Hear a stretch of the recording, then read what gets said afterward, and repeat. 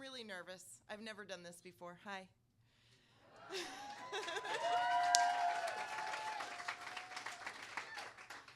So my great escape story is actually helping someone get out of an OUI.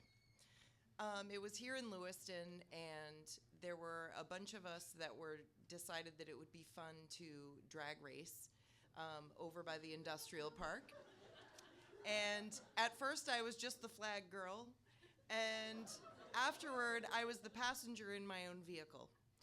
And so as we were going down Apple Road, my friend Roger did not realize what road we were on, and he decided to pass us. He had no brakes. And he went through the stop sign, up the embankment, and hit the 95 sign from Apple Road to, what's that one? Alfred E. Plord Parkway. So we decide after that happens that we're gonna go and get a chain and try and use my 4-cylinder little Chevy Sprint to try to pull his car off the embankment to try to hide it. So we went home, we get the chain, we come back to the scene of the accident, and we're trying to pull it off when the police showed up. So my friend actually had 3 priors, so unfortunately. And so when the cop asked who was driving that vehicle, I volunteered and said it was me. He looked at me shocked, and they said, okay, we're gonna need to do like a roadside sobriety test now.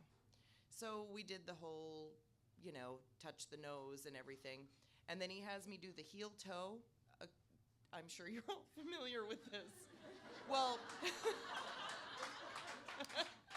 I have experience as a gymnast when I was in school with the balance beam. And so I did a dip step as I was doing and I did a dismount. And as my hands went up, my hands were quickly grabbed by the police officer and put into handcuffs. And he said, I'm putting you under arrest for OUI. So I learned, because we had wonderful, at Wiscasset High School, they had a wonderful driver's ed program where we learned how a breathalyzer test works. And for everyone in here, you should know this. It actually is tested by the saliva that comes through the tube. So I promptly started breathing through my mouth, and I was in the back of the cruiser breathing through my mouth until my mouth was completely dry. And I got to the police station, and they did the breathalyzer, and it came up .04.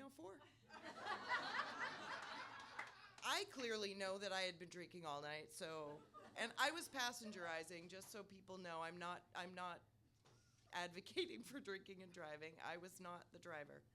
I was the passenger. But it came up .04, and they said, well, that's strange. I thought the same thing. So I continued breathing through my mouth as they said, we're gonna have to retest you. They tested me again at the police station, again, .04. Well, perfect. Okay, I'm going home.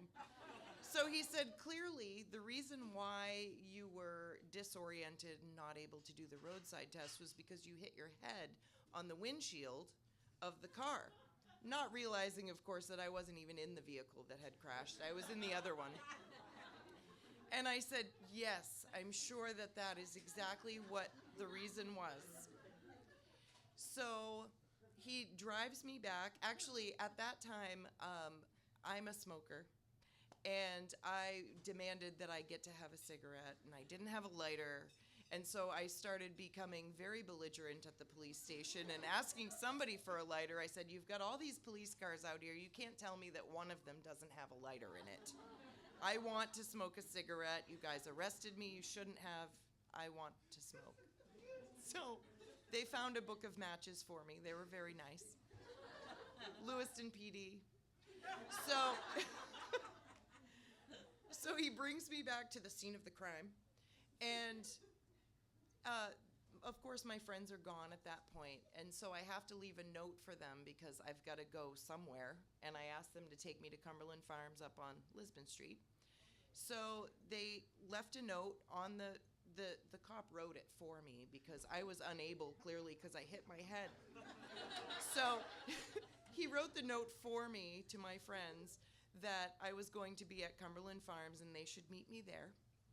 And I sat on the curb and I waited, and when my friends pulled up in my car, because they're in my car, I didn't mention this either. The cop didn't think to run the license plate and notice that the other car that had come on the scene, incidentally, he didn't realize that that was actually my vehicle.